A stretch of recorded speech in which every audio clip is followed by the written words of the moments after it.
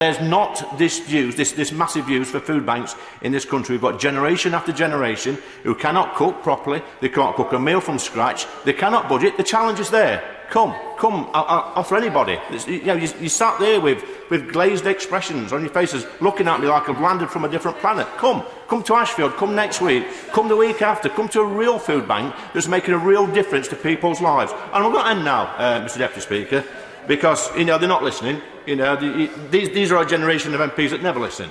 But the good news is, well, it's bad news actually, because this Labour Party, that they're out of control, they're out of touch, and thankfully, they're out of power. In our universities, there are a certain group of people who are trying to influence and indoctrinate our young people. And this happened with my son about 10 years ago. He went to uni, he went to Sheffield. And I didn't see him for months. He came back, many, many months later, and he came back different. He got long hair, he got a beard, his clothes were different, a different attitude, different outlook on life. And I thought, my goodness, Harry, what's happened to you? He says, Dad, he sat down with me on the settee, he put his arm on my hand. He says, Dad, I've been away for a few months now, and I've come back, and I'm not the Harry that went away all those months ago. I'm different now. I'm a different person. I've found out who I actually am. And he held my hand, looked into my eyes, and says, Dad, I've got to tell you something about myself. He says, I am. And I thought, Harry, just get on with it. You're my son, I love you, whatever you are. He says, Dad, I'm a vegetarian. Shocking, absolute shocking. Let that be a warning to you. They're then leaving France, which is a safe country, and coming to the UK across the Channel. And then when they get into accommodation, we've got the opposition parties saying the accommodation is not good enough for them. Yeah. Well, does the Home Secretary agree with me? If the accommodation is not good enough for them, they can get on a dinghy and go straight back to France. Yeah. Now then, I think it's important to remember that public sector workers are employed by and paid for by the great British taxpayer. And whilst I sympathise with some of their demands, does my right honourable friend agree with me that their first loyalty should be to the British taxpayer and not some power-crazed union barons who fund the Labour Party and have in the past paid off Labour MPs' mortgages? Now then, a lot of people ask me why I left the Labour Party to join the Conservative Party. Now, the angry mob on Twitter will make their own minds up and talk all sorts of nonsense, but here's the facts from me.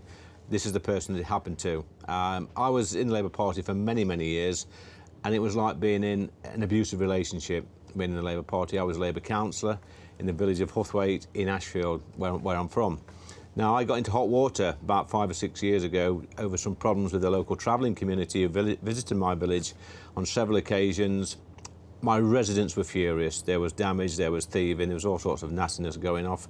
And I told the Labour group we've got to stop this from happening. They disagreed, and they refused to put barriers up to stop the travellers returning. I took the law into my own hands, and I blocked this local beauty spot off to stop the travellers returning. My community actually loved me for it, and the Labour group hated me. But this was the same Labour group who were more interested in talking about Palestine and talking about poverty in Ashfield. This is the same Labour group that when Fidel Castro died, they wanted to open a book of condolence at the local council office. Imagine that, what a bunch of lunatics. Absolutely berserk. I'm going to wriggle on after that one, Commissioner. I'll try another question. We've seen protesters once again in Parliament Square setting up some sort of Glastonbury on Thames gazebo with some pretty poor artists, if memory serves me right. So do you agree with the recommendations, I think it was by the policy exchange, that there should be zero tolerance to these sort of events, and we shouldn't be putting up with antisocial behaviour? And just this morning, we've seen protesters on Whitehall around Parliament Square, probably as you was coming into the building. Do you think it's time that you left the Ivory Tower and got out there on Whitehall and sorted these people out? Because, people of London, the tourists, the people that work at this place, and the taxi drivers, the bus drivers, they're getting fed up of it, and you're just letting it happen. You've got the powers now to do this. So there's current bill bouncing around Parliament which hasn't come in yet, so those powers aren't in existence yet. It's not strictly true, is it? You can move these people on. They're obstructing the highway. So we could have a long conversation about public order law. No, but why you're not moving them on? Well, because you're making selective comments based on a partial understanding of the law. I do not want Londoners disrupted any more than anybody else does, but the law is very clear that protest is disruptive, and to a reason and to a certain extent that is allowed. That is what the law says at the moment. Now, you might not like that, but I have to work to the law rather than rather than win. Now, it is right.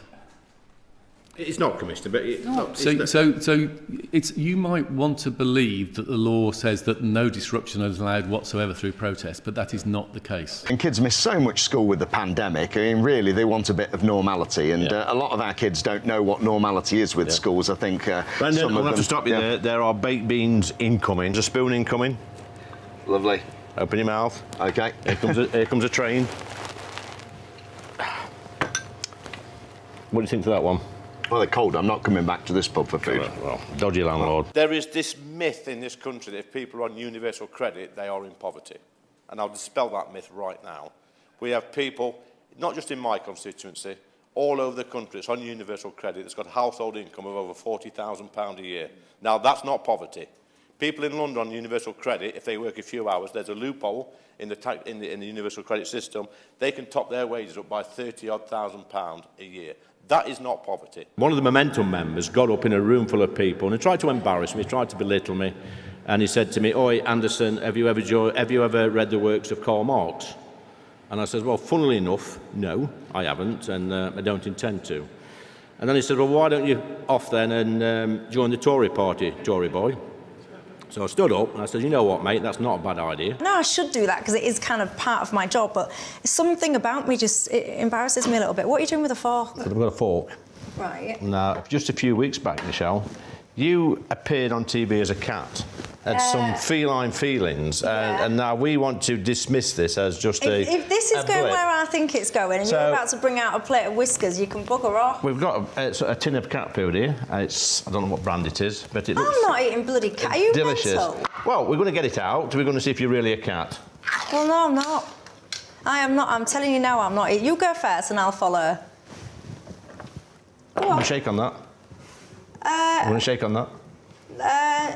Oh God, I don't know if you're a man of your word.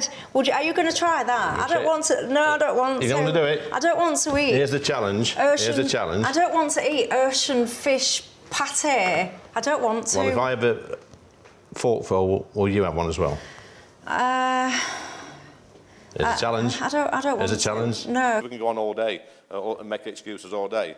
But this is a great country we live in, and there's lots of support out there to get all these things, not just the food, but the stuff to cook it in and help with their energy bills as well. This government's provided billions and billions of pounds of support over the past 2 years, especially through COVID, over £500 billion they've spent on taxpayers' money. Working class Labour voters will take a look at Eddie Izzard and think, well, you know, really? Is that what's coming to Parliament? I think it just opens a whole new debate, mate. And I'm going to be honest now, controversial, as always. If he does get elected and I'm still here, I shan't be following him into the toilets. Well, exactly right.